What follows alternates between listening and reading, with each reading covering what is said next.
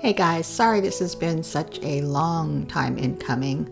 I promise I will make a much bigger effort at posting my YouTube videos.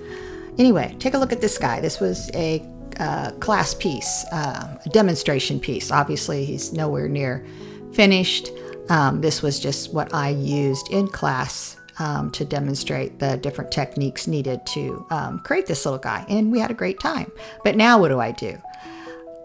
Yes, one of the things I could do is simply recoat it with gesso and be on my way, but I kind of thought maybe it might be fun to take this into another level and actually use cold wax, because as you know, or maybe you don't know, but you can definitely put cold wax on top of acrylic, and that's what I'm going to do here.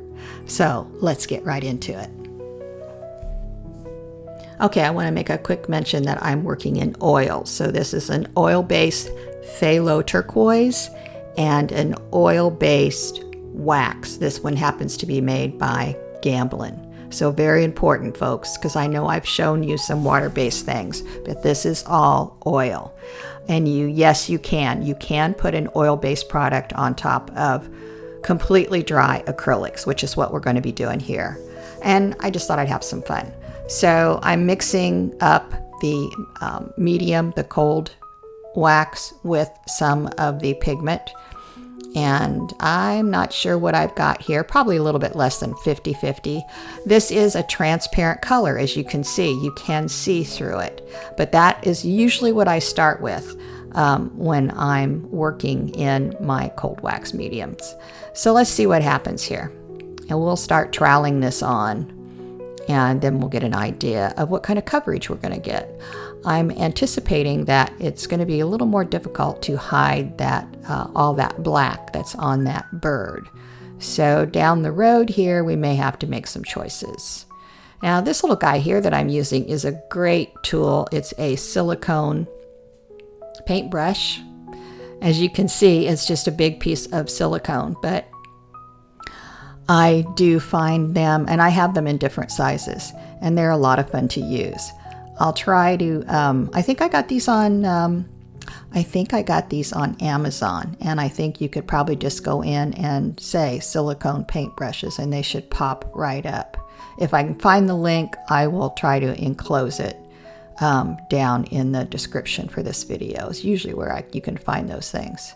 So you can see I'm doing a thin layer, and as to, I kind of work in my old favorite, almost kind of like an X stroke, but just whatever it takes to get coverage here. My goal here is to just get the entire piece covered in a thin layer of this mixture. And okay, so here's a good one. You can see, because of the transparency, this is not going to cover up that black hardly at all.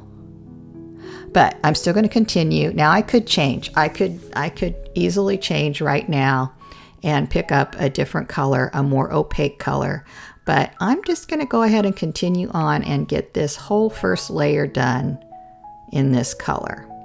And then I'm going to let it dry.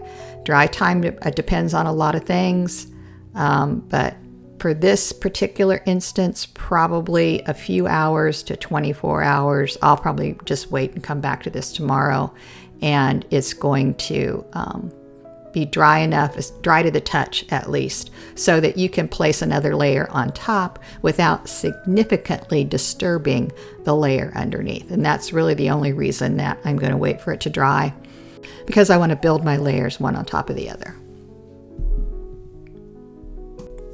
So I'm just going to skip to the end here because it's repetitive, obviously. I'm going to let this dry, and then we will move on to the next layer. Okay, so we're back. This is cobalt teal. Again, working in oils, and this is going to be my second layer. And this is a much more opaque color, as you can see, hopefully, from just seeing that on my palette. And I'm going to be adding some fresh cold wax. I was pointing to the fact that the other cold wax, that little bit of residue, has dried. So, and like I said, it's been, maybe not quite 24 hours, overnight. So I'm going to mix these together pretty much the same as I have done before, and I'm not going to mix probably quite as much cold wax into this as I normally would, because I want to make sure that I keep that opacity, because I really need to get rid of this bird. And I'd like to get rid of them on this layer if at all possible. But I'm going to put it all over the canvas. So that's my first pass, just kind of a test to see what the mixture looks like. So I'm going to stay with that and continue to use my little silicone tool. I also sometimes will pick up a catalyst wedge, which is again another silicone tool that's great for planing things. So if you see me switch tools, that's what it is. It's a catalyst wedge. You can get that on Amazon as well. And we're just going to continue to cover this little guy over until we get everything completely covered. But this time I'm not going to wait for him to completely dry before I go into the next step. And through the magic of editing, here we are. And there's that catalyst tool that I was talking to you about. So I pretty much have the surface covered. And now I'm going to see what other fun things I might do. So I think I'm going to look through some of my stencils. And I have to say, I often go to this stencil. I love circles. Circles are just, I've always been drawn to them. So I'm going to take my catalyst and I'm going to take some of that teal. I haven't changed colors. I'm still using that same teal with mixed in with the cold wax, and I'm just going to spread. Now you'll notice I'm just picking a small area. I'm not putting the whole stencil on, because I don't want that. I don't want it to have that square rectangular shape around it. So hopefully you can see that. That's showing up a little bit for you. This is subtle right now. I'm going after subtle. I'm going after more of the texture than the color, which is why I'm staying in that same cobalt teal. So I've zoomed in here a little bit, so hopefully you can get a little better feel.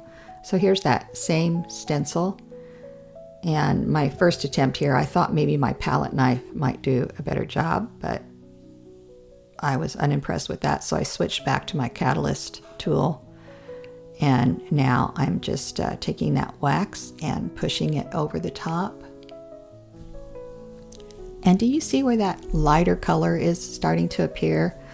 I haven't picked up any other color on my palette, but because I'm working on a wet layer and I'm kind of scraping, I think what's happening in some of those areas is that it's actually being removed rather than added. So I'm removing a layer of wax so that you can see some of that lighter color that's showing through. And that's the beauty of layers.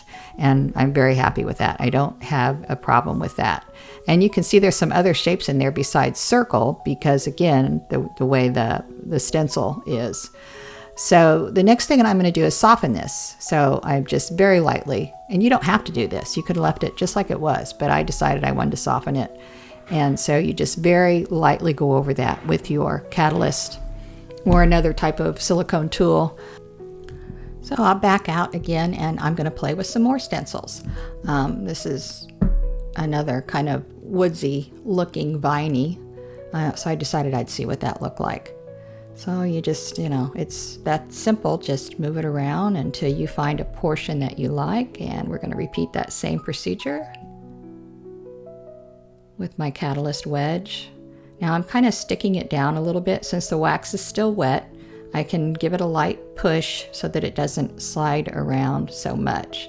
And also I have to be careful because these are delicate stencils and I don't want to bend up any little piece of plastic there if I can keep from it. So again, it's that same process, sliding over the top. I'm trying to be gentle at the same time as I'm applying this, again, so I don't damage my stencil. And once we're done, we'll lift it off.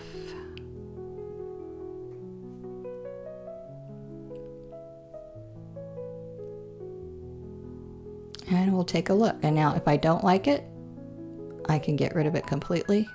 If I do like it, I can soften it, or I can leave it just as it is. So I'm just going to continue to play here. And I'm going to try, I just softened that a little bit as you saw, and I'm going to pick up some other stencils. This is kind of obviously some foresty looking trees, so we'll see what that looks like. Again, same procedure. Again, this is a relatively delicate stencil, so I do want to be careful. And also, I don't need to put the whole thing on there. I'm just trying to pick and choose so that it looks a little more random and not quite like a stencil. And remember, and at this point, I don't really have anything in mind. At this point, I'm just playing and trying to see what I like and what I don't like, because it's so easy to remove what you don't like. So let's see where this goes.